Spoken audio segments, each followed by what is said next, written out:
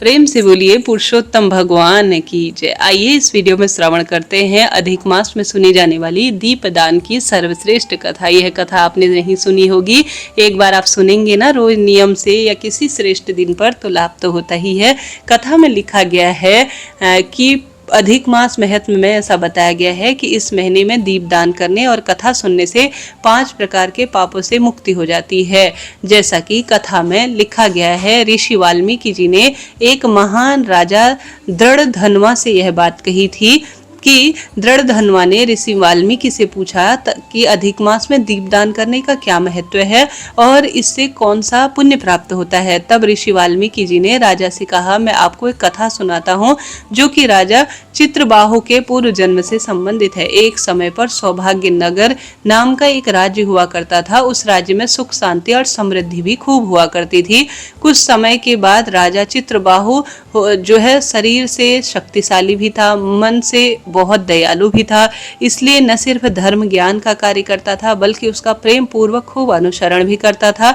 एक बार अगस्त्य मुनि उसके राज्य में पहुंचे और तब चित्रबाहु ने उनका आदर सत्कार किया तथा उनकी सेवा में तत्पर उन्होंने अगस्त्य मुनि से यह प्रश्न किया कि मेरे राज्य में जो सुख शांति एवं समृद्धि है उसका क्या कारण है।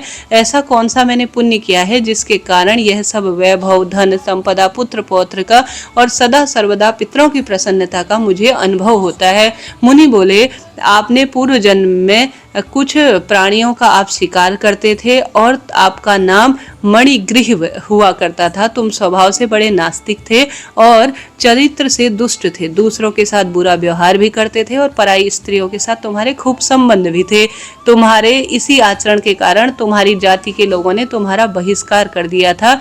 इस जन्म में जो तुम्हारी पत्नी चंद्रकला है वही पिछले जन्म में भी तुम्हारी पत्नी सुंदरी थी, जिसने हमेशा तुम्हारी सेवा की और अपना धर्म निभाया है। एक बार वहां के राजा ने तुमसे क्रोधित होकर तुम्हारा ज्यादातर धन ले लिया और बचा कुचा तुम्हारे जाति वालों ने लूट लिया और तुम कंकाल हो गए। क्या ऐसी स्थिति हो गई कि तुम्हारी पतिव्रता पत्नी ने भी तुम्हारा पूर्ण साथ छोड़ दिया। इसके बाद तुम अपनी पत्नी के साथ जंगल में चले गए और वहां पर पशुओं को मारकर अपना जीवन यापन करने लगे। और इसी तरह से एक दिन शिकार करने के लिए तुम जंगल में गए जहां पर एक उग्र देव नाम का ब्राह्मण मूर्छित अवस्था में तुम्हें मिला, जो कि रास्ता भटक गया था। तुम उन्हें उठाकर अपने घर ले आए।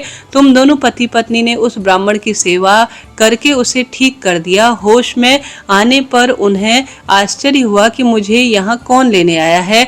फिर मणिग्रीव ने उन्हें लेकर तालाब पर गया और कहा कि आप नहा लीजिए और उसके बाद आप फलाहार करके जल भी ग्रहण कर लीजिए। मणिग्रीव और उसकी पत्नी ने उग्रदेव का आदर सत्कार किया और उन्हें प्रणाम किया और फिर उन्हें फल प्रदान किए। इस पर उग्रदेव ने कहा कि मैं आपको नहीं जानता हूँ, इसलिए कृपा कर अपना परिचय मुझे दीजिए ताकि मैं यह फल ग्रहण कर सकूं। मणिग्रीव के परिचय देने के बाद उग्रदेव ने फल ग्रहण किए और कुछ देर आराम किया।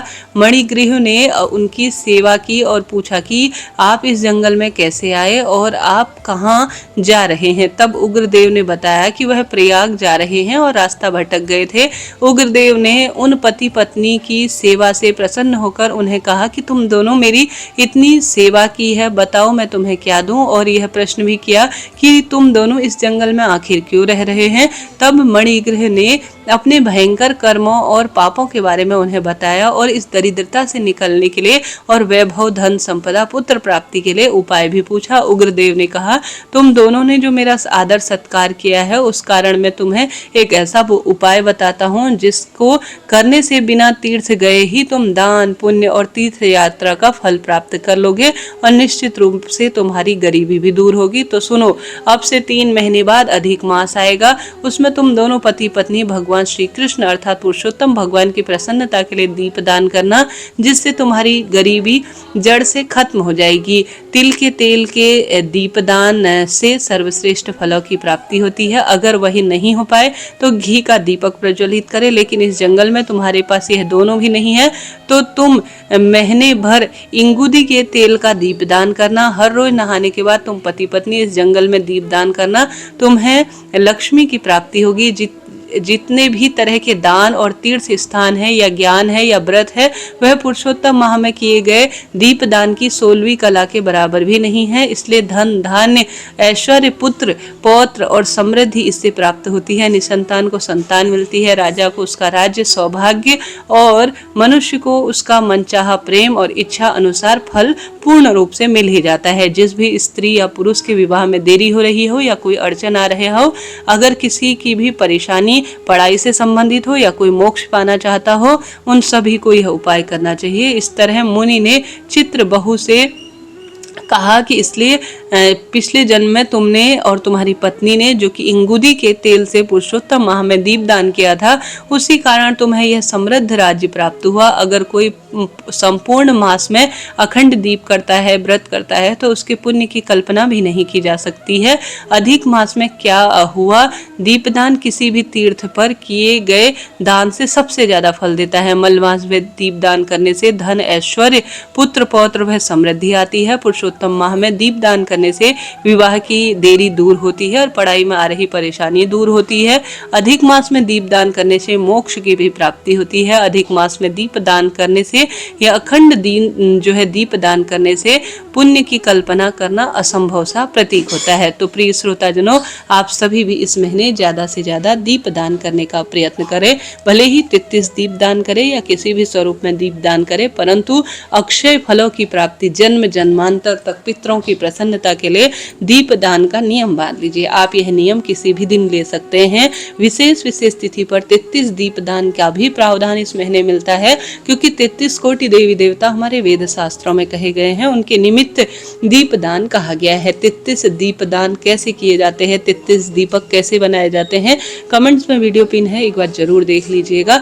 आप 33 दीप दान नहीं कर पाते हैं, हालांकि विशेष दिन जैसे एकादशी, पूर्णिमा इस महीने जो आती है उनमें दीप दान करने का बहुत प्रावधान है। मासिक शिवरात्रि, प्रदोष इत्यादि में उन तिथि पर भी आप कर सकते हैं, वह तो उत्तम है ही, परंतु अधिक मास में रोज कम से कम 5 दीपक का आप नियम बांध लीजिए। एक प्लेट लीजिए, प्लेट में आप स्वास्तिक बनाएं, थोड़ा सा तिल डालें, उसमें 5 दीपक घी या तिल के तेल का, जैसे कथा में वर्णित है, आप प्रज्वलित करें। अच्छी तरह से घंटी बजाकर उस प्रकाश की रोशनी अपने घर में करें, प्रभु जी की उससे आराधना करें। दीपक से दीपक ना जोड़ें, इस बात का ध्यान रखें। सामान्य सरल तरीके से आप दीप दान कर भगवान की स्तुति करें। ओम नमो भगवते वासुदेवाय, पुरुषोत्तम भगवान की जय कहते हुए या आप सभी कृष्णाय वासुदेवाय हरे परमात्मने प्रणतः क्लेशनाशाय गोविंदाय नमो नमः इस मंत्र का जाप कर सकते हैं। या आप सभी दीप देवता के कोई अन्य मंत्र आपको आते हैं तो उनका जाप करते हुए सबसे पहला दीपक घर के द्वार पर रखें।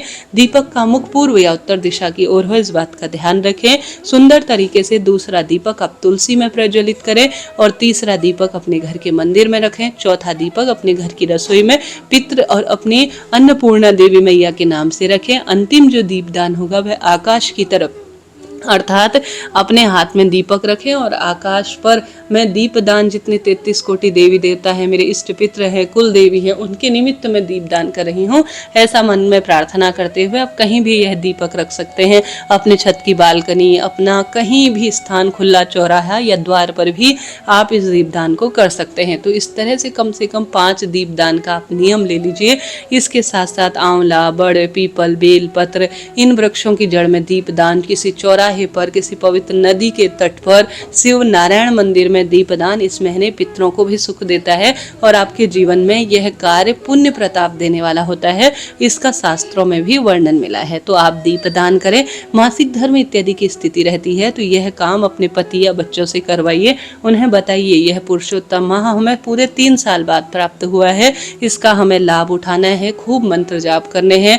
अन्नदान, जलदान, भूदान, गौदान, वस्त्रदान इत्यादि का प्रयत्न करना है। साथ के साथ दीपदान तो करना ही है। तुलसी की लकड़ी का दीपक भी इस महीने अनंत गुना लाभ देता है। तुलसी की लकड़ी को किसी रुई अर्थात कॉटन में या किसी कच्चे सूत में आप बाती स्वरूप बनाकर उसे घी में डुबोकर अपने घर के मंदिर में इस महीने रोज लगातार श्री नारायण के सम्मुख प्रस्तुत करते हैं तो आपको अनंत अनंत गुना लाभ होता है और श्री नारायण की प्रसन्नता के लिए यह दीपदान आपका भाग्य बदल सकता है। तो इस महीने इस तरह से आप दीपदान करें, किसी न किसी स्वरूप में करें, भले 33 की संख्या में या 33 दीपक की एक बाती बनाकर या 5 मात्र दीपक लगाकर, ये सब अपनी क्षमता शक्ति सामर्थ्य अनुसार है। जल दान करें, अन्न दान करें, वस्त्र दान करें, गौ दान करें, प्रभु प्रसन्नता के लिए नाम जाप करें। यह सब इच्छा शक्ति आपकी है। व्रत न भी कर पाए तो इन कार्यों को तो कम से कम कर ही लीजिएगा। कथा, कहानी, ज्योतिष जानकारी के लिए आप चैनल से जुड़े। मैं रोज इस महीने का अर्थात पुरुषोत्तम महत्व सुनाती हूँ, आप सुने, आपको निश्चित रूप से आनंद आएगा। कैसी लगी यह कथा बताइएगा जरूर जी। राधे राधे लिखना ना भूलें। हरे कृष्ण।